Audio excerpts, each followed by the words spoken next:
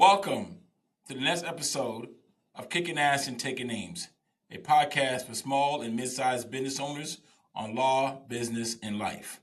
I am your host, Marlon Griffith, owner and principal litigator at the Griffith Law Group, a business litigation boutique where we defend the Davids from the Goliaths.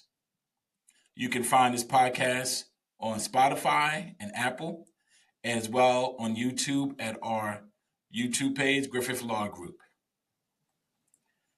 This week's episode, Ep.5, is titled A Conversation with a Corporate Leader, Nathaniel A. Davis. Before we get to this week's episode, I want to talk to you about setting goals.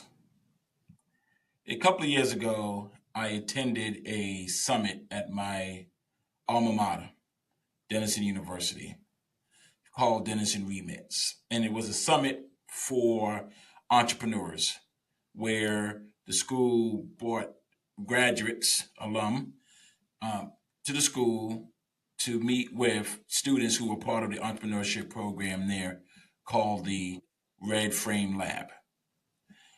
And while I was in attendance, one of the speakers, one of the panelists, said something that really struck me. And he was asked a question about lessons you learn in entrepreneurship and running businesses and what have you. And what he said was, you have to learn how to fail fast. And when he initially said that, I said, fail fast? You mean quit? But that's not what he was talking about. When he said fail fast, he was talking about you have to learn in business you have to have the ability to pivot when something is not working.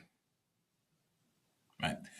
In this podcast, and so many of us, we have to learn how to do that as well. But the question always becomes when? When do I move on? And as I thought about failing fast, I realized that if we learn how to set what we call SMART goals, and I'm sure many of you have heard about SMART goals, the acronym SMART, S for specific, M for measurable, A for achievable or attainable, R for relevant, and T for time bound. In your business, you have to set specific goals.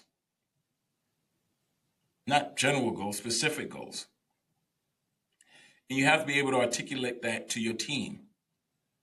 So your team is clear on what the company is trying to accomplish. The goal, whatever it may be, has to be something that's measurable. You have to be able to know if you are on the road to accomplishing whatever that goal is that you set out. You have to know what the metrics are to be able to determine if you're on the road to accomplishing that goal. The goal has to be attainable, achievable, right? So we're not talking about pie in the sky dreams. We're talking about achievable goals. But the challenge to you is don't make the goal so easy, right, that you can easily accomplish it. Think bigger, do more. Right? But the goal has to be relevant. And it has to be relevant to the why, to your why. It has to be relevant to your business. Right? It has to be relevant to what your business stands for. And then most importantly, or as importantly, is it has to be time bound. Because if you set a goal that don't have a particular time that you want to accomplish that goal, then is it really a goal? Or is it nothing but a wish? Right? Sometimes we don't want to put the time on it because we don't want to put pressure on ourselves. But we need to. Because that's where you get back to the failing fast. If you set a goal and you set a SMART goal, you'll be able to know whether you say you want to accomplish it in 1 quarter, 2 quarters, 3 quarters, is that you look at the end of that time and you assess where you are. as it relates to that goal that you had set. And at that point, you decide what adjustments do we need to make? What adaptation do we need to undertake? Or is it something that the goal is accomplished, now we move on to something else? But to me, the tool of SMART goals, setting SMART goals, will allow you to understand and to make a decision as to when you need to, quote unquote, fail fast. Welcome to the next episode of Kicking Ass and Taking Names, a podcast for small and mid-sized business owners on law, business, and life. I'm so happy to be able to present to you my next guest. This is a conversation with a corporate leader, Nathaniel A. Davis. Welcome, Nate. Thank you, Marlon. Good to be here, buddy. Thank you for Now, having me on. I feel honored given the people that the guy you had on in the beginning. I guess his name was Art, a serial entrepreneur. So I'm like in great company just to be on. Oh, you're so humble, and I remember, and I'm going to jump to this right quick. I talked to you last week about a coach from Davidson, former Steph Curry's coach, and he was talking about the difference between being arrogant and being confident. And he stated that the difference really was that a confident person has humility and an arrogant person does not. Mm-hmm. And you are definitely fall into the confident. Well, thank you. You are such an accomplished person. We'll get into that in a minute. But it's really your humility that is really your greatest asset, in my opinion. I appreciate it, brother. Right? So with that said, I am going to read your bio like I always do with all of my prior guests, so the audience knows exactly who they will have the pleasure of listening to today. Mr. Davis is the former chairman of the board and chief executive officer of Stride Incorporated, formerly known as K-12 Incorporated, a provider of technical enabled education solutions, curriculum, and programs directly to students, schools, the military, and enterprises in primary, secondary, and post-secondary settings. He was a member of the board of directors of Stride from 2009 to 2022 and was its chairman of the board from 2012 to 2022. He also served as Stride's chief executive officer from 2018 to 2021, a position he previously held from 2014 to 2016. He served as Stride's executive chairman from 2013 to 2022. Mr. Davis worked as managing director of RAND, R-A-N-N-D Advisory Group, a business consulting group that advises software, technology, media, and venture capital firms before assuming the role of executive chairman of Stride in 2013. I'm not getting tired yet, Nate. From 2007 to 2008, he was president and chief executive officer of XM Satellite Radio, a provider of direct satellite radio broadcasts in the United States. And from 2006 to 2007, was his president and chief operating officer. He also was a member of XM Satellite Radio Board of Directors from 1999 until 2008. From 2000 to 2003, he was president and chief operating officer and a member of the board of directors of XO Communications, formerly Nets Communications. He has also held senior management roles at Nextel Communications and MCI Communications. He began his career at AT&T. Still not done. I think they got the message, Marlon. No, sir. We got to give him the whole thing. Mr. Davis also serves as a trustee of the RLJ Lodging Trust. Mr. Davis served as a director of the Charter Communications Incorporated from 2005 to 2008 and as a director of Earthlink Incorporated. In 2011, Mr. Davis has served on the board since 2011 and has served on the board independent lead director since 2018. I'm not done with me. Now, I thought you only had an hour for this. We do. Now, but we got to get to this, right? So if this is now going to your LinkedIn page, Nate. You wrote it, or it was written for you. Not my fault. With a personal passion for serving children and helping them achieve higher levels of success, Mr. Davis founded the Jant Foundation to aid minority children in attending private and parochial schools in Washington, D.C. area. Given his passion for education, he also championed both the ACES program and the newly founded Art Harper Saturday Academy at Stevens Institute of Technology to help local high school students in New Jersey pursue college majors and careers in STEM related fields. He has an MBA from Wharton School of University of Pennsylvania, a master's of science in engineering computer science from the Moore School at the University of Pennsylvania, and a BE in electrical engineering from the Stevens Institute of Technology. That's it. And Okay. now I introduce to you Mr. Nathaniel Davis. I better go by Nate. That's a better thing to call me. Absolutely. The, And o- Nate, the I'm only asking person you about, go the only ahead. person that called me Nathaniel was my mom. So Noted, noted. I actually want to start with your nonprofit, your commitment to children. I am on a board at which you and your family was gracious to uh, give a donation, a grant, a wonderful grant. And as a result, you gave a speech at one of the closing ceremonies last year. mhm. And even though I've known you for quite a number of years, you are one of my mentors, and more importantly, you're one of my friends. I learned quite a bit about you in that speech, Mhm. right? And we remiss to not say that your wife. I was going to call her a former educator, but I realized there's no such thing as a former educator. Mhm. Once an educator, always an educator. And you, yourself, and your family's commitment to children. Tell me, where does that come from? It comes from my parents, to be honest with you. It starts there. And Marlon, I'm a big believer, and I won't ramble on too long, but I'm a big believer that the environment in which you grow, whether that environment is grandparents, could be foster home, a normal home with mom and dad, wherever it is, that shapes so much of your philosophy and where you're going to end up being in your life. My mom and my dad were both very dedicated to make sure I had a good education.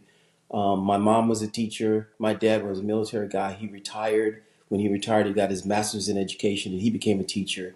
He was the head of the community board of recreation. So it's always been about kids for him. He coached my basketball team. Um, he coached a lot of kids in the neighborhood. All the kids would come by the house and they'd be talking to my dad. I get home and three kids are at my house talking to my dad and who are my friends, and they've been there for half an hour. I've always believed that kids are just the most important thing. If you can provide a lot to them, they're going to grow up to be good citizens. So that's where it comes from. It comes from my parents.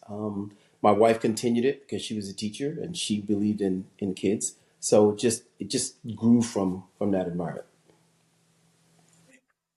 So, again, related back to the speech that you gave at the closing ceremony, you talked. And I'm gonna jump to this. You talked about challenges in your professional life, in your corporate life, and I was specifically referring to there was a point, I believe, when you wanted to have the opportunity I believe, to be the CEO of the company, and you went back to school and got your MBA.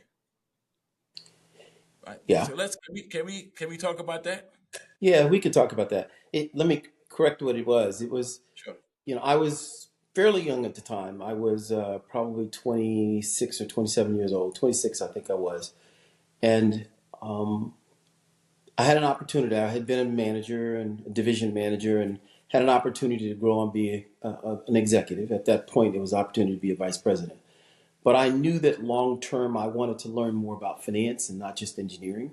So I chose to go back and get my master's degree in finance. But at the same time, I also wanted to learn more about engineering. So I got a dual master's at that time. And the key that I was explaining in that speech was that, to me, giving up the opportunity to be a vice president so I could go back to school and learn something, all my peers would say, "Are you crazy? Are you crazy?"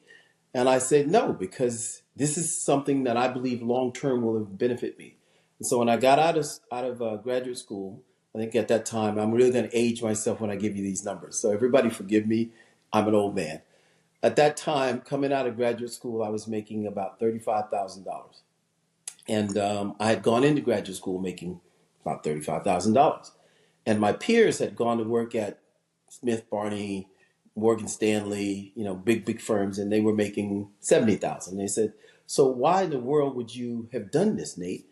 And I said, "But at the time for me, I've learned all these things. I've learned so much about engineering. I've learned so much about business. I think I'm better prepared." And over the long run, I was more prepared. And I remember a guy named Jonathan Mecklin, who I really good guy. He was a financial analyst, and about, I don't know, maybe 8, 9 years later, when I was an executive, I met him and we were in a meeting. He was at Digital Equipment and we were talking. And he was still a salesman selling to me, and I was the executive buying. And it kind of validated for me that doing the right thing and learning more was going to get me better in the long run than somebody who was going straight up the line and only doing the same thing over a 10-year period. So I think my career outpaced his career because I decided I wanted to learn more, as opposed to let's just do the next job that they tell me to do and do that well. I want to learn as much as I can. And that's what I was really trying to explain in the speech, that you always want to be learning, you always want to be growing, you always want to take on as much information as you can. I don't care if you're an entrepreneur or you're a business executive. The more you learn, the better you're going to be able to take advantage of opportunities that come your way. That was the essence of what I was saying. Okay, awesome. So now, one of the particular reasons I wanted to have you as a guest is your work history. You almost have held every executive level position in a corporation at some point, Mm-hmm. which is unusual. Mm-hmm. So, and in my prior podcasts, I've spoken to, I've spoken about the about your C-suite and how to engage your C-suite as a small or medium-sized business. Obviously, there's some differences dealing with a large corporation, but now as a CEO, how do you? I mean, what do you think your role, or what has been your role as a CEO? Well, Marlon, I think this does directly apply to entrepreneurs and small businesses, medium businesses, and large business, right? I've always envisioned that the best CEOs understand all parts of the business. They understand how to sell, they understand how to market, they understand how to put a business plan together, they understand how to manage their finances, they understand how to manage people and motivate people. So whether you're in HR or you're in finance, you're in marketing or you're in product development, you have to learn all of these areas. Now you may not be the best expert in every area, but as the CEO, you have to understand each area enough to make good decisions while you don't have to be the expert in that particular area. And I think that's the best CEOs know how to balance decisions, make good decisions across multiple functions. Sometimes your salesperson is going to say, let's price it this way. But your finance person says, well, if you price it that way, we're not going to make as much money. And you have to decide, which way am I going to go? Well, this particular time, I might be saying, hey, we're going to make more money long term if I price it down, make the sale, and make more money later. And so your finance person might not like that, but you understand it from a sales point of view. Vice versa. Sometimes your salesperson is going to be the person you're going to have to say, sorry, we're not going to go that way because it's just not worth it to me. I'm not going to see the long term advantage of pricing down. If we lose this customer, we lose them. But I'm going to price up and make money, or I won't take the customer. You have to understand all these different roles. By the way, you have to understand how to motivate your people. Because when you've told that salesperson, we're not going to do it that way, you might lose them. You might lose their confidence. So how do you say that in a way that you continue to motivate them, continue to know that you're behind them? You really have to understand what their motivations are in sales, where the finance person is coming from, where your product development person is coming from. You have to understand how to manage people, how to understand each of the functions. And that's what I think a good CEO does. I don't care if you're managing one person, you're managing just your business. You really have to understand all the different functions of the business to be the best leader you can be. If you're a leader who only understands, let's say you're an engineering firm and you know how to build electrical boards, right? But you don't really understand the cost of the components or what the manufacturer suggested retail price should be and what your discount should be and how to manage your supply chain. If you don't understand all those things, you may be the best design person in the world. You're not going to run a good business, right? So I think the best CEOs really do understand how to manage cross functionally. That to me is the number one thing that every good business owner, good business leader has to do. You have to understand how you put the components together. So, and that's very insightful. How do you actually manage the people in that C-suite? How do you manage those folks? Well, I think the number one thing you have to do is you have to hire good people, right? Because if you don't have good people, then you're going to end up doing their job. So a lot goes into hiring, and I hope we get into a conversation about what to look for when you're hiring. But so that's number one criteria is hire someone good. Second criteria then is know how to delegate authority, but keep responsibility. In other words, you got to trust them. You have to give them some room and some ability to make decisions, but you still have to hold them accountable.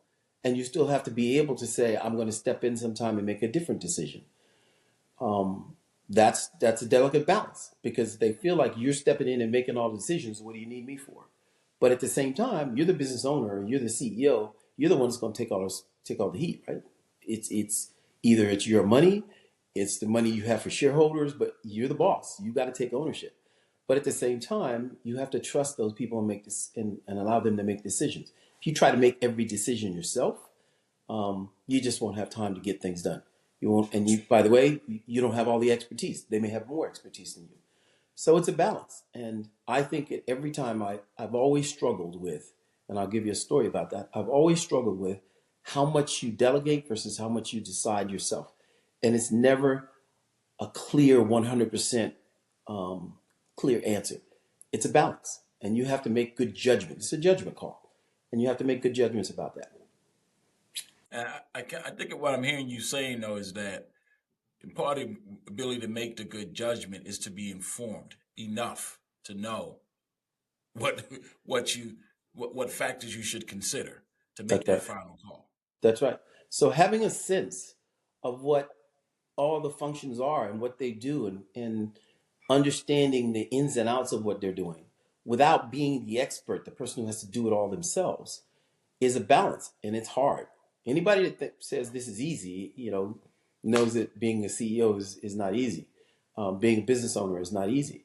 But you have to have a sense of marketing. You have to have a sense of sales. You have to have a sense of finance. As I said before, you don't have to be the expert, but you have to have enough knowledge to understand the issues that department is facing or that your person in that area facing, or you might be the CFO and CEO. So you have to think about, I'm balancing my CFO hat with my sales hat or my marketing hat or my, any other hats you might be wearing. So yeah, you have to understand enough about it to make good decisions, but you got to be real careful that if you start making all the decisions yourself, every single one, and you're trying to grow your business, it's very difficult to do all of that in one time and grow. You can do it and stay the same size, but when you want to start growing, you want to start being able to surround yourself with good people. Whether you hire them or you outsource the function, but you have to be able to rely on resources around you to be able to accomplish all the tasks you want to accomplish. Sure. Well, you mentioned hiring, so let's get to that right now. Yeah. How do you what's that process like? How do you hire the right people? Well, first of all, you have to decide what do you want in the particular role you're hiring for. And I think there are really two kinds of people you hire. You hire someone who has skill in a specific area and only that skill because you just need them to really be really good at tasks. The second kind of person you hire is a person who has initiative, can take on more, is a broader thinker. They may not have as much experience, but they can learn. So do you want the task-oriented individual, or do you want the broader skilled individual? By the way, I think that more than 50% of the time you're going to want the broad individual. But there are instances where you need a great accountant. You don't need them to be a good communicator. You don't need them to be, a great broad thinker. You just need to get the accounting task done. Same thing in any other discipline. You need a worker. But if you want somebody who is going to help you grow your business, if you want somebody who's going to help you do more, then you better hire that broad person. And I always look to say a few things. Are they smart? Because smart people can learn, right? And I'm going to offend somebody on this audience when I say this, but not everybody's smart. Okay? Not everybody has the same level of intelligence. So hire somebody who you think can grow. I don't care what school they went to, but can they learn? Are they smart? Are they intelligent? Are they hard workers? Because there are some smart people in this world who are lazy. So don't automatically think just because they're smart, they're going to be the best employee. Find ways to evaluate in your questions how hard a worker are they? Leadership. Do they work well with others? Do they communicate well with others? Are they flexible in how they work with others? Or are they an individual contributor? If they're an individual contributor and you need that skill job, it's okay that they can't communicate well. It's okay that they're not leadership. But if you want somebody who's going to be taking on more responsibility and has initiative, you want that person who's not only smart but works hard but works with others. And you have to check in their background what if they're coming out of school, what clubs and what organizations did they belong to, and why did they do that? What groups are they doing in their social life? Podcasts? What things do they do outside of their individual skill that tells you that they really are good at working with people and being open minded? Have they only done one job in their entire life, or have they taken on different kinds of roles? All those things tell you what mindset this person has. And I think that if you want to grow your business, you want people who are going to think out of the box, who are going to work hard, who want to succeed, who communicate well, and intelligent. That's what you have to have. And there are lots of ways to check that, but you got to check those boxes, because if you find that person who is really, really, really smart and knows an individual skill, but they don't communicate really well, they're going to do just what you told them to do, and that's all they're going to do, because that's what you told them to do, and they're smart at getting that thing done. But they're not going to take initiative. They're not going to go outside the box. Um, Now, is there any difference? Because often, obviously, a lot of my audience are not in a position to hire a full time C-suite, for example. mhm. So, would there be any difference if you were trying to say hire a contractor or hire a professional and a fractional? In my opinion, no. In my opinion, you have the same two kinds of fractional, or what I call outsourced resources. You want an individual job done. You just need your taxes prepared, and you think you have all the right information for your taxes, then hire a tax attorney who's just going to do your tax attorney. But if you want somebody who's going to help you grow your business and help you think about different ways of doing things, don't just hire a tax attorney. Hire somebody who's a tax advisor. That's very different. They'll do your taxes, but they're also going to say, "Hey, have you thought about financing this way, rather than doing it one way? Maybe you could finance this." Same thing with marketing. If you want somebody just to design you a website, and that's all, design the website and exactly like I told you, hire somebody who can design a website. But if you want somebody to help you grow your business, hire the firm that is going to look at your business and say, by the way, did you know there's another market over here you can attack if you structure your website so that it attracts a different kind of person? And by the way, advertise your website in a different way. Those people think broader. They help you grow your business. So again, it's down to, do you want that task-oriented individual and outsource to that, or C-suite, fractional to that kind of person? Or do you want a fractional to a person who is a broader thinker?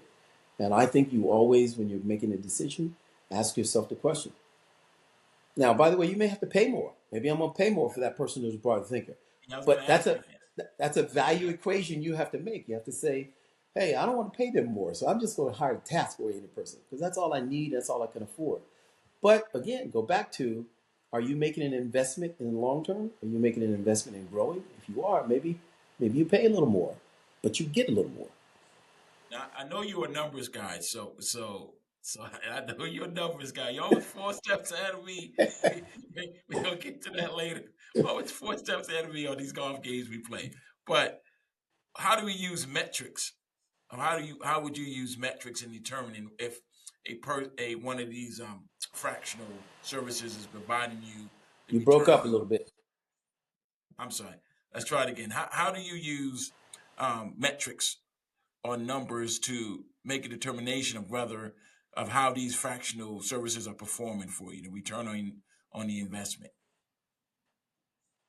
Yeah. So again, the question is always, to me, it's always, what do you want? And when you get ready to make a decision about any fractional service, you have to ask yourself, what am I trying to accomplish and what's my measure of success? If your measure of success, for example, there are many measures, is I want to grow my revenue, then I think you always ask and you try to get a contract where you're saying to the person, if you provide this service, I want to see my business grow. And if my business grows by X percent, then you're going to get Y percent of that. So if I grow by 10% a year, I'll give you 1% of it. So now you're using a metric where it's a very clear metric. If I grow, I grow. If I don't grow, I don't grow. Now they may want a fixed fee, and that's okay. You say, okay, I'll pay you a fixed fee, but I'll pay you more if you grow, and I'll pay you only the fixed fee if I don't grow. But that's one way to use metrics to do that. But again, it comes back to what's your goal, what's your measure of success in that goal, and then trying to make sure that when you're using that fractional service, that they're actually delivering that. Another example, one that's easier to understand. Let's say you've got to get your accounting done and file your taxes for the state. So you want your accountant to get that done. So the measure of success is, did they file my taxes on time and accurate at a price that I think is reasonable? And I would look at 3 or 4 firms and I ask them their rate. So you pick one, and you pick the one that you think is going to give you the accuracy, the timeliness, at a rate you think is reasonable, and then you measure that. You measure that at the end of the period. Okay, taxes are due, every quarter. I got to make quarterly payments every quarter. Were there any mistakes they ever made? Or are they on time when they got it done? Did they occupy a lot of your time, or did they get it done from your books that you have? Did they help you set up ways to keep track of your books? Whether you use QuickBooks or you use some other tool, did they help you set up doing it the right way? And if they are doing all those things, now you just offloaded a whole bunch of work with the right amount of dollars being paid and getting it done on time. Now you're not worried about, did I get it done on time? Did I pay my taxes on time? Did I pay estimated payments on time? What's my cash flow? You've got somebody that's taking care of that. You understand it, you're monitoring it, but you're not Sure. doing it every day. That's value added. But again, I'll go back to a critical point. You got to know what you're looking for, and you got to say, what's my measure of success? And then you got to say, given that measure of success, when I do this contract with whoever it is, whatever C-suite fractional service you're using, am I getting out of it what my success factor told me I wanted out of it?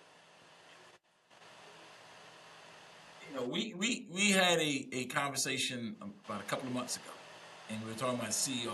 And the thing you said to me was one of the critical responsibilities of CEO is the strategic vision and planning of the business of the company. Can we talk a little bit about that? Yeah. So Yes, that we goes back can. into this goal and what your goal is. That all feeds Okay. into that, right? It all feeds into that. So I'll just tell you a story, and then I'll go into what I think is why it's so important. I remember I have a mentor, and he's helped me get most things I have in life. He's really a great guy, um, like a big brother to me, right? A mentor. Whenever he needed to get something done, he was the CEO, I was the president. He was the CEO. I was the head of engineering. Whenever he needed to get something done, and I went out to get it done in the organization, people would never think it was his idea. They would think it was my idea because my job was to make sure whatever he needed to get done got done. So as the COO and president, that was my job. When I became CEO, I was worried about how we got things done. Did it get implemented well? And I'm worried about the implementation and all the steps. And I remember this recruiter telling me when I was looking to hire somebody, she said, Nate, you're never going to be the best CEO until you stop being the COO. When you stop worrying about how to get done and you're worried about where it's getting done and you got a people who can get it done, you're going to be a better CEO. And it took me a little while to absorb that, a couple of years and a couple of trials and tribulations. And eventually I remember really sitting down and spending, like, sometimes I would do it for one day or half a day, just thinking about where do I want the business to go? What kind of people that I want to hire? How well was the team working together? What was the market I wanted to be in? I literally was thinking about the strategy of how we develop this organization. And I realized that I had finally stopped being the COO and I finally started being the CEO. That's the difference. The CEO worries about the vision of where we're going and how the team is going to help him get that done. The team can be fractional. The team can be some part of him or herself. But when you start doing that, you're a CEO with a vision. If you spend all your time trying to make sure the tasks are getting done, you spending no time figuring out where you're trying to go. What's my goal? What's my vision of how I get there? What's my long-term view of what I accomplish? I'm worried about, I got this task, I got 17 tasks to get done today by 5 o'clock. If you're doing that every day, you're not a good CEO. If you're spending your time thinking, dreaming a little bit, candidly, sometimes it's just, you're sitting in your office or you're sitting at home and you're thinking about, well, how am I going to get this done? Who am I going to hire? How am I going to develop my marketing differently? I'm going to develop my product differently. What's my vision of who I am? What's my value added? If you're not asking yourself those questions and coming up with answers, then you're not being a visionary CEO. I think it's really important that you create time in your day. I remember I had a woman working for me once, and she came to my office, and I was asking her questions about where her department was going, and she said, I don't have time to do all of that. And I said, A, her name, I'm going to give her a name. Her name started with an A. I said, A, why don't you just take a half a day off? Don't come in on Friday afternoons, or don't come in on Thursday afternoons. Take off early.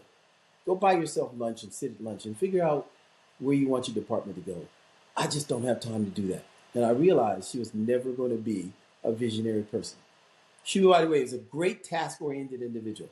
She got things done. She just got them done.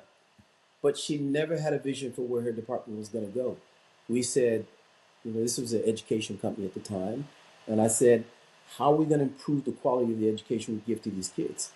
All she could say was, I got to hire 15 teachers. I got to get this. I got to get the curriculum out. But she never figured out how we're going to make the educational process better because she was worried about all the tasks and not the vision of where we were going. And that's okay, by the way. I loved her as an employee. I just realized I had to have the vision for the department because she wasn't going to have it. Sure. All right, so let me ask you a tricky question then. What if you are the owner of the business and you may not be the visionary? Can you develop that? I mean, what do Partners. you do then? Partners, financiers, people underneath you. Marlon, me. You and I both talk about sports a lot, right? Yes, sir. I know you love your Knicks, right? I do. If Jalen Brunson comes down the court and has to shoot the ball every time and create his own basket, right? What's the other team going to do? They're going to guard him, double team him all the time, right? If you don't have somebody who can rebound, if you don't have somebody who can pass to an outside shooter, if you don't have all the components, you're not going to succeed or not going to succeed as much. So business is the same way. If you're not that visionary person and you realize it, you can get that from your partner. You can get it from employees. You can get them together and gather ideas and say, give me some thoughts of what you guys think. What are we doing well? What are we not doing well? Do you think we are in the right area, right function? Do you think there's a new market we ought to be attacking? You can ask your employees that. You can ask your fractional partner that. You can ask your investors that. Right? So you have to surround yourself with people. By the way, it might be your spouse, right? Your Oh, your spouse might have partner, that. your partner, But yes, your partner, yeah. So you have to find ways to supplement your skills with people around you. sure, You've talked about fractional. You can get a lot of that from a fractional partner. A fractional partner might be a marketing person. sure. Marketing people have Ideas, imaginative ideas. You might not be Mr. or Ms. Imagination, but they can be. Now you have to be the decision maker, but you can sure. use their imagination, right? Am I making sense? Oh, absolutely. You making sense to me. I just want my audience to hear it from someone like yourself. Mm-hmm. Because it's real, right? A lot of us have a certain expertise. I mean, I'm a lawyer. I have an expertise in the law. I don't have an expertise in marketing, right? And often when you speak to people, and I think my last guest talked about this when she said, if your goal is money, you're going to fall short. You got to have a vision beyond how much money, how much revenue you want. It has to be a bigger vision than that. But the reality of it is, a lot of us don't know how to acquire that bigger vision. So I think it's helpful to say, yeah, other people can help you do that. So Help you. Marlon, I'm Go going to ahead. use you. I'm going to use you as an example. Uh-oh, be careful. Yeah, yeah, yeah, Oh, yeah. You, wait, be careful. yeah, Hey, I'm you're, the host. I'm not the guest. your But audience needs your audience needs to know this. oh, You talked to me one time about being. I think you actually traveled somewhere, and you said, "Nate, I traveled to go and I've gone to this organization to sit down and talk about my business and how I might change my business. I'm a litigator, but I have some visions. I might want to do some things more." So you actually went and paid. I think you paid for the course and said, "I'm going to go and sit down with somebody else and talk about my business and how I grow my business and develop." They helped me develop a business plan. Remember that? yes, yes, Um, that's the kind of thing that people can do. You don't have to do it all yourself. You don't have to sit down in a corner, write it all down. There are schools you can go to. There are organizations you can go to. I think, in fact, Art. I don't know Art's last name. SP. Yeah, Espy, Art Espy, talked about an incubator for small businesses. And what they do is they bring people in over a 9 week period. And week number one is in person, and last week is in person. And over that period of time, they help them develop a vision of their business from finances and marketing and target audiences. You can go to those kinds of places. He's not the only one. That's one incubator. There are many other training organizations and courses you can go to that help you do this. So again, it's back to the same thing. How do you use your resources that are out there instead of trying to do it all yourself?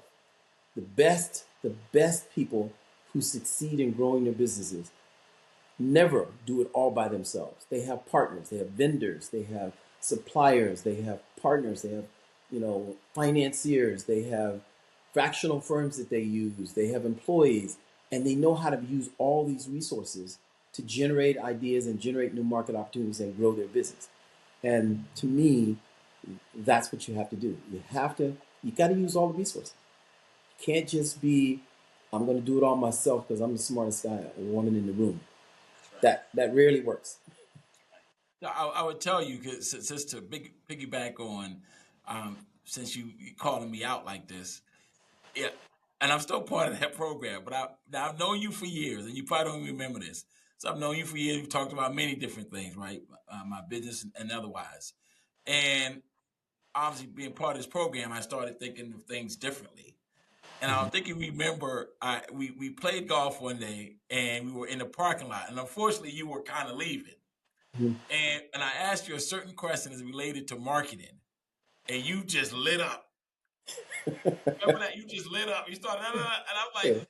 oh wow, this is professional Nate right here. Yeah. You gave me such great pointers, great advice, but unfortunately, we had to leave, and it kind of, obviously, I was now in that mindset, So I finally, after all these years, I asked you the right question. In Mm-hmm. essence, right? And Mm-hmm. that's what I've said in previous episodes. Is life is not really about the answers, about being asking the right questions, That's right. right? That's It's about it. asking the right questions. So Asking like, you gotta educate yourself. You have to expose yourself so you can get information. And the more information you get, the more questions, the more specific your questions are of people, right, yep, and of things. yep. So I absolutely agree with that. So now let me, if I can, what do you see, as let's say, as the major difference between the COO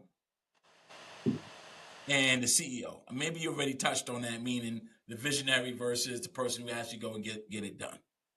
Is there any other differences beyond that? Um,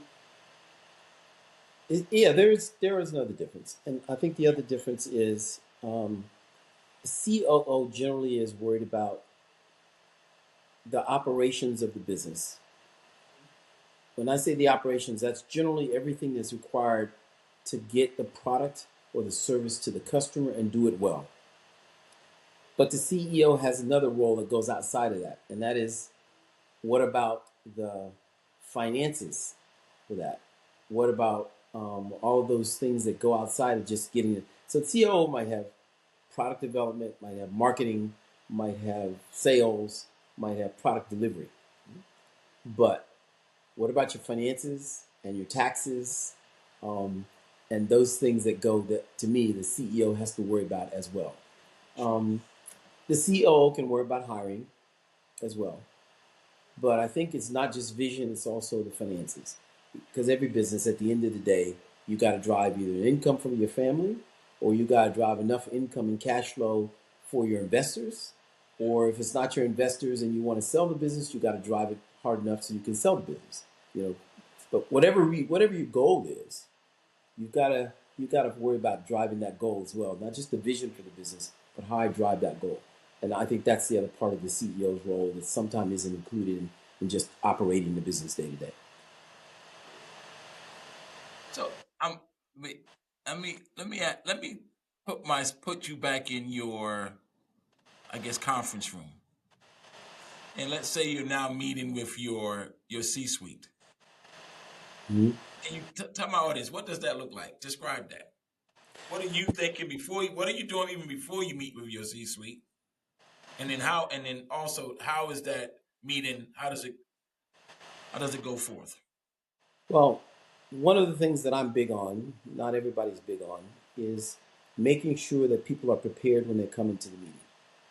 We don't just walk into the meeting and now let's just have a conversation. And now I start asking you questions.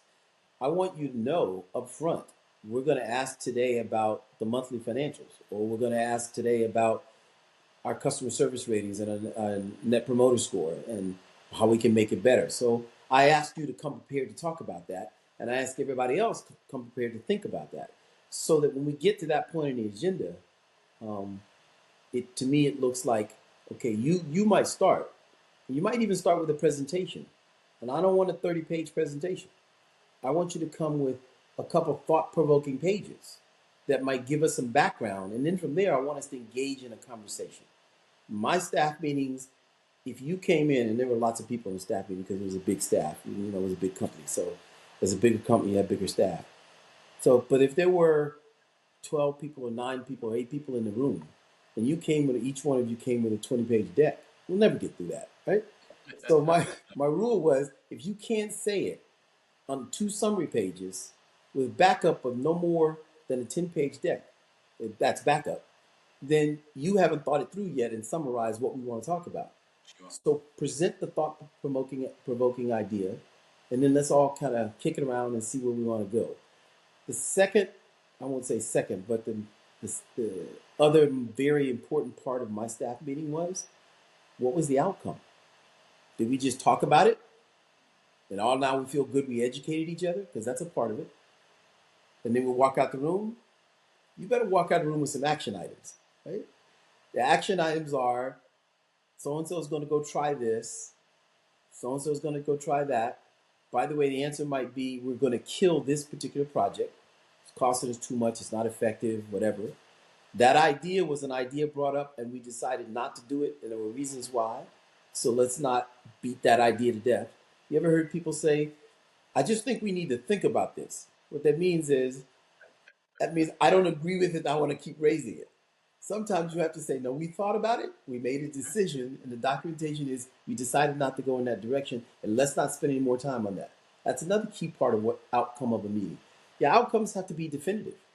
They have to be known to the whole staff, and everybody has to get onto the same page. And I think the last part for me is I always look to see was somebody not on the same page with the rest of us. If they weren't there, then what was I going to do about that? Was I going to get person A to go talk to him because person A had a lot of influence on him? Was I going to go talk to them on the side myself? Was I going to go give them a carrot or some way to make them feel like I am involving them? I had to find a way to make sure that everybody was on the page and everybody got it. And it might be a one-on-one conversation. It might be influence to a third party. It might be giving them a task that I knew would force them to get involved. But you have to get the team on the same page. So again, I'll go back to entrepreneurship.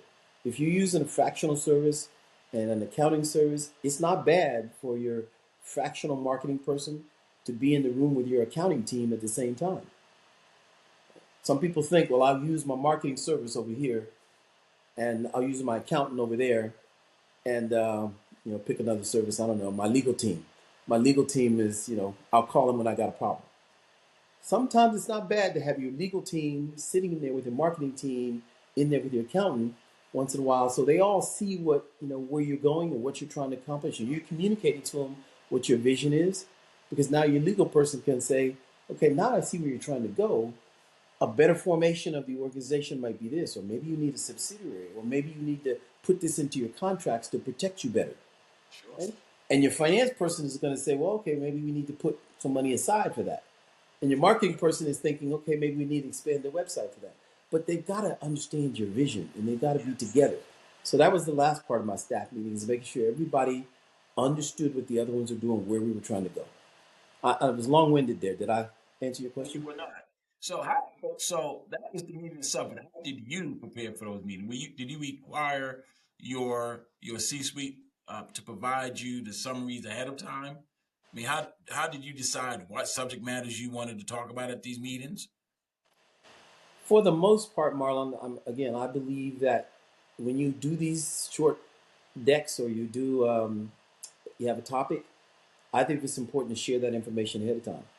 Sure. When you come into the meeting, you shouldn't come into the meeting for the very first time trying to learn about the topic. You should come into the meeting having seen the deck, 3 days or 24 hours or something in advance, so you have a little time to think about your thoughts. So you're in marketing, and the finance person is presenting. You might have a couple questions. You might want to understand how that impacts your budget for next year. So I think it's helpful to see some of that ahead of time. Now there's confidentiality issues and some things you can't do, like some legal documents you may not want everybody to see. Sure. So there are limitations to that, but you have to do your best to make sure information is shared across your team. Um, Again, I want to be very careful because you don't want to be stupid and have everybody share every document. And now when Right. somebody Right. Right. litigates against you, you got documents in everybody's hand, you lost confidentiality, you lost privilege. But you want to be smart enough about it also that you do share some things and you share as much as you can, because that allows people to come into the meeting more prepared and allows you to come in more prepared. So yeah, I believe that sharing up front is a key part of making the meeting effective. Yeah, I agree, because what I found that when we do engage consultants, fractional services, we often don't. Well, let me put it a different way. A good practice is to get the information ahead of our meeting with uh, our service provider. Yeah. I mean, often people don't even they hire them and then they kind of say, okay, you're handling this or what have you, and if we think is a need to meet, we'll meet. And then when we do that, like you said, often it's can be just a conversation that's not really productive. So Right. what I'm hearing you say is you definitely want that provider to provide you some type of I don't know, some type of report or something that could be the basis of the meeting. Yep. Yep. And I think I need to say this because obviously I know you do it, but just for my audience, you schedule your meetings on a routine basis. It's not ad hoc. You can have some ad hoc, like we need something to happen, we need to meet. But your staff knows, okay, we're gonna set on a certain whatever it may be. We have a locked in meeting. Yep. Monday afternoons at 1 o'clock. Or I I'm making that up, but that's what no we no, did. I get it. Everybody did it, but you pick a time, and Yep, everybody knows because they're scheduling customer meetings. They got lots of things going on, but if they know ahead of time when the meeting is going to be, they can schedule around that. that's And right. but I'm going to come back to one other thing. I'm going to use you as an example again, Marlon, because I know that you wholeheartedly believe in what I'm about to say. I'm going to use the legal profession as an example.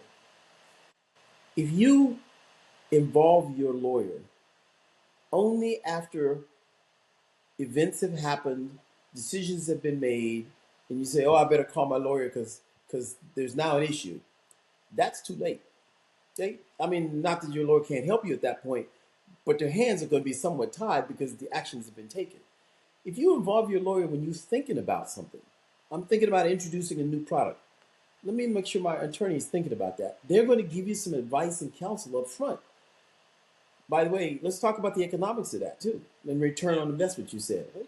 So if I paid my attorney, I don't know what your hourly rate is, but I'm gonna make a number up. Let's say you're $150 an hour, and I paid you for 3 hours of work, and now I paid you $450, right?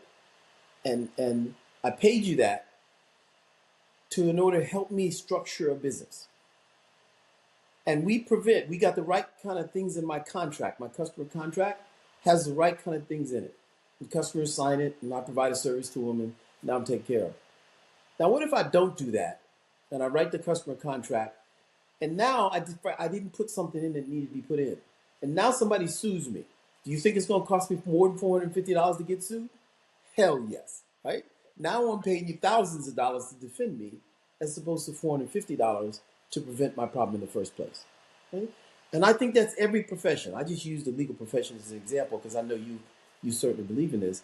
But that's the way you have to think about these problems sometimes is my return on investment might be investing a little bit up front, time and energy and even dollars, to do it the right way and put myself in a good position going forward.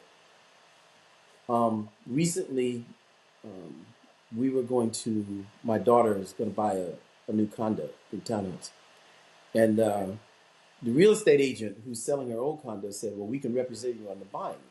And I said, "Nah, you know, this is new construction. Why do I need to take you in there? They've already got real estate agents. They've already got everything all set up. Why do I need you?" And she reminded me. She said, "Well, the contract that you're about to sign with them is completely written to protect them. True. It's not written to protect you. So if you don't have me representing you, you're okay, but just recognize, they're not there to protect you. They protect themselves." So I said, "Okay, I'll have you involved." So she got involved, and she told me one of the key things she said was, "There's a pre-drywall inspection. You need to make sure." And they'll agree to this, but you need to make sure you have pre-drywall inspection. Now, would I have thought about it on my own? Probably not. I would have said, let's go look at it while it's being constructed. But would I have brought an inspector in to actually do an inspection, write me a report before the drywall went up, looking at all the baseboards and everything else? Probably not. So that advisor probably cost me a little bit. Actually, it cost the other company a little bit, but that advisor saved me by being involved up front. Sure. That's a second example of doing things with your advisors the right way up front rather than waiting till later on to get them involved after the fact. Am I making sense? Oh well, yeah, you are absolutely making sense. I mean, Okay. you are preaching to the choir, as they say, right? Yeah. Um, all right. So we're toward the end, Hmm. right? So I always have the last couple of questions. I guess you've seen it with my questions change, so don't think you know where I'm going with this. Okay. All right. But the first questions are obviously a professional one. After what lessons, what is the best lesson that you've learned in business that you think you can share with my audience? Absolutely easy question for me to answer. Sure. Um, it's never assumed that you have it right on the balance between inspecting the details versus delegating to somebody else. Every time I think I got the balance right, where I'm inspecting the details myself, I could have been delegating a little bit more. And every time I delegate too much, I realize that I can miss something. So the balance is never 100% right. You know, that pendulum can swing back and forth. And you have to always worry about it. You have to always think, did I inspect enough? Did I read the details? Am I focused on the right issues? But at the same time, saying to yourself, am I too involved? Am I making this harder on my team or the people I need to trust? It's not an answer you can say, well, I know exactly what it is. You know, it's five numbers, it's quantitative, and I know exactly what. It's not that way. It's a judgment. But you have to focus on that judgment all the time. You have to always ask yourself, am I reading enough detail? Am I paying attention to the details? And am I too involved in the details? Do I need to back out? Am I really focused on the big picture? And I just think you can never get too comfortable that you have that equation right. If you're a good executive, you're never comfortable with that equation. You're always saying, let me go check this. Let me go check. But you're always also saying, let me not do everything. Sure. Let me balance. Let me make sure I'm backing up a little bit and focusing on the big picture. And if you're always thinking, what's my balance? Am I got it right? If you're always doing that, then you're probably doing the right thing. But if you Okay. think you got it right already, you probably are not doing the right thing. Fine. All right. So my second question. Now, hold on now, and you're not in court, but you're under oath, Nate. You're under oath. Okay. Currently, since you're retired, what's your handicap? Handicap index. I know the better to ask the right question. What is your handicap index currently? You're under oath. Today, today is 8.5. Oh, Now, I will give you the range. In the last year and a half, it's been as low as 5.2 and it's been as high as 10.0. And when it was at 10.0, there was a cap on it because I was playing worse than that. And they had that little thing on the system that says, we have a soft cap on this handicap because we don't believe how bad you're playing. But probably the last 4 or 5 rounds, I've started to play better again. But for a while, I really stunk. Uh, yeah, yeah. The lesson I've learned about golf, right? Two lessons I learned about golf. First, I mean, you probably can't pick this up on the camera, but let's just say I'm a much larger person than Nate, right? I'm a much larger person than Nate, but Nate kicks my butt all the time when we play, right? So size don't really matter as much in golf. That's the second thing about golf is really interesting is age. I think you all can see that I'm a much younger man than Mr. Davis. mhm. But golf, like in golf again, I don't have that handicap index. He kicks my butt. And so golf is like the great what I call equalizer, Hmm. right? You can be smaller and older and still be better than the younger than the younger and stronger person, right? Because it's more than just that. It's about Yes. strategy. It's about skill. It's about patience. And I say that to say that I've been blessed to have met Mr. Davis basically on the golf course. I don't know if you remember our first time when we played. It's and I got to tell the story before we end. So I'm in business and I have a firm. I have a mutual friend of ours, and we all played golf. It was the young guys versus the old guys that day out there in Delaware. And they introduced me. Remember, he introduced me to you, and I obviously knew about you, but I've never met you. And that the conversation came up after the round. Like anybody available to play? I'm like, I'm available to play anytime. I remember saying that. I was like, I'm available to play anytime. Just call me. Okay, give me your number. And you left. And within 30 minutes of leaving, did you not text me and say you're available to play tomorrow? Yeah. Now, what I did tell you, not really. Not that's not what my calendar allowed for, but I made it happen. Yeah, I'm available. But I share that story to say though, right? Is we started with this call you Nate, and it's interesting because I've talked to other people, and it's always Mr. Davis. And golf is just one of those things where I'm able to spend so much time with you because you're not in the corporate setting, Mm, right? And golf allows you to spend so much time with other people and learn so much about other people and then learn about yourself. That's just one activity. That's the activity that we have in common. It's mhm. been a wonderful activity, and I'm very fortunate to have gotten to know you. And my audience is now very fortunate that you have spent part of your day to share your wisdom. I don't know if there's anything else you want to say. I'm just like doing my lawyer thing. I'm just talking. Go ahead. But so I'll let you have the last word. My, I remember Marlon. Not the details of that, but I do remember who it was. I'm pretty sure that was you, me, Devon, and Stan. Yes, Probably. sir. Yeah. Okay. And you know, I'm just thankful. To be honest with you, and I would tell the audience that whether it's golf, or whether it's some other sport, or whether it's bridge, or whether it's a fraternity, wherever it is, it could be church. You meet people, and don't be so quick to blow off that they're not people that you want to associate with, because in meeting more people, you gather more contacts, you get involved in more things. There's an organization that Marlon talked about that I gave a speech to. I love. It's called 13th Man. I love the organization. I love what they're doing. I would never have gotten involved with the 13th Man had I not met through one friend, Stan, another, and his son, some of his son's friends, which happen to be Marlon and Devon, and Ray, who all are on the board and helping this organization, 13th Man, which, by the way, does exactly what I so heartily believe in terms of helping young men develop. Right? So I got to an organization that I think does great work through this set of contacts. But if Stan and I were just acquaintances and I didn't spend any time with him, then I wouldn't have met his son. And his son wouldn't have introduced me to Marlon and Devon, who wouldn't have introduced me to, you get the message. It happens because you develop these relationships. And as you develop them, could be a fractional business partner who gets you into contact with somebody who's going to get you into contact with a marketing person who gives you a piece of business. You don't know where things are going to go when you meet people.